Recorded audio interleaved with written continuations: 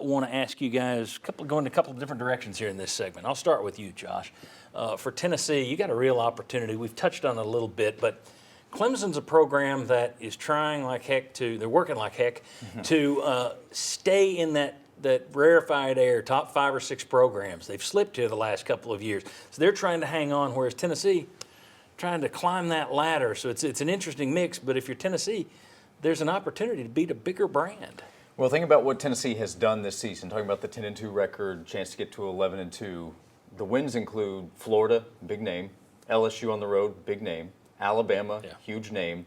And if you could add Clemson to that list, you just go on the recruiting trail and say, hey, we've already topped these big programs. If you look at the recruiting rankings, with most of this recruiting done for the year, still have the February signing day, Tennessee and Clemson are neck and neck with the recruiting rankings. So they battle for some of the same kids. Clemson is the biggest brand right now of the ACC. If you look at the other bowl games outside the playoff, I think Tennessee Clemson has some of the biggest combined branding of all the games. So we can debate what the games mean. This one shows out a little bit more than I think the others do. So there's the opportunity. If you can add a win against Clemson to what you've already done, you have more to sell. Absolutely. All right, Justin, let me ask you. You're a guy who has coached against Clemson these past few years. You played against Clemson. You were at Virginia Tech. Or were you guys in the Big East? We were half, Big East half, ACC half. All right. Let's start with defense, okay? Brent Venables left Clemson, finally got a head coaching job, finally took a head coaching job, went back to Oklahoma. How much has their defense changed since Venables has left? Wes Goodwin, their defensive coordinator now, was an analyst on that staff.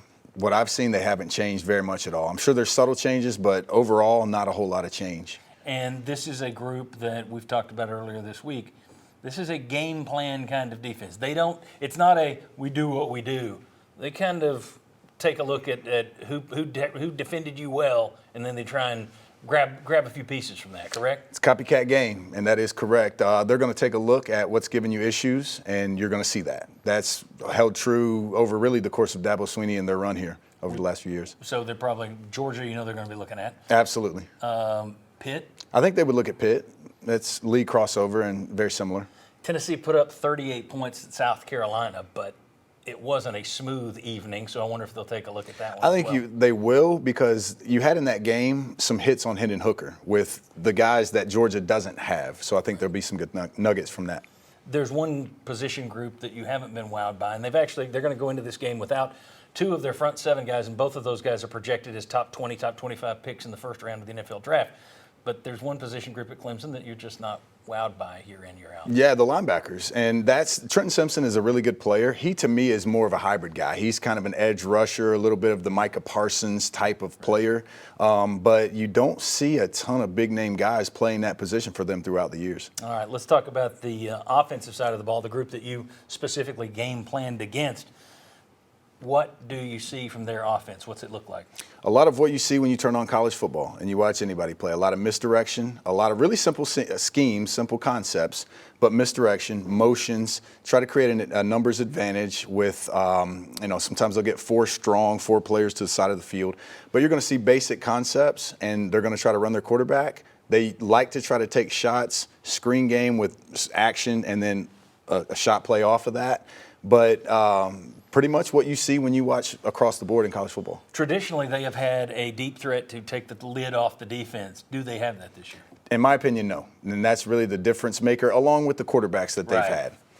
Which, having coached over there, you're not as wowed by Clemson.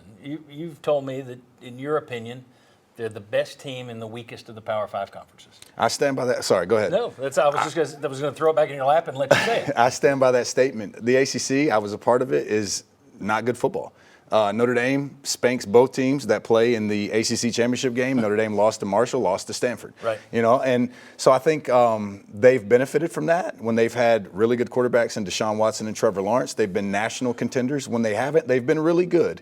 And they've won the league, they've owned the league, but nationally against top-tier teams, they haven't fared very well. Now, there is one player you like on their team, on their offense right now. It's Will Shipley. I like Will Shipley. Will Shipley's very versatile. He is a playmaker catching the ball out of the backfield. He's good with the ball in his hands in the running game. He's a returner for them. His high school film was excellent, and he has been what they needed. But, again, they don't have the quarterback or the receiver that takes the top off. they're kind of and Josh, I'll bring you in for this as well. You can agree or disagree. I am reminded when I look at Clemson, and this is no knock. Dabo Swinney's won national titles. Philip Fulmer won a national championship. But it reminds me of the Philip Fulmer years here in that they're not out scheming you. They're out manpowering you. They've out recruited you. That's their strength. Whereas I think Nick Saban can beat you whether he's got talent or not. He's shown that through the years that he can pull off an upset and build it quick. That second year in Alabama, he turned it around. But I think Philip Fulmer was somebody who, and this is part of the job, got great Jimmies and Joes, and that's how he beat you. It seems to me Clemson is kind of that same thing. You don't look at them and say, oh, I'm scared of their schemes. It's mainly, do they have the talent that they've had in the past? And I don't know that they do this year. Yeah, right. So when they have Deshaun and Trevor, and then on the outside they have T. Higgins and Amari Rodgers and Justin Ross, who was elite. Good luck against those guys. Travis Etienne in the backfield. Exactly, another high draft pick. So they know that their guys can beat your guys. So what you can do defensively against them doesn't matter. But in this case, you're not afraid of what the personnel is. You know that you can match up, and when that happens, that's why they have a Notre Dame loss or an NC State that's able to come up and bite them, because the talent's not that big of a difference. We'll see if Cade Klubnik is that next guy, because he was a highly touted #1 player in Texas, and he gets his first really big showing as the starter against Tennessee.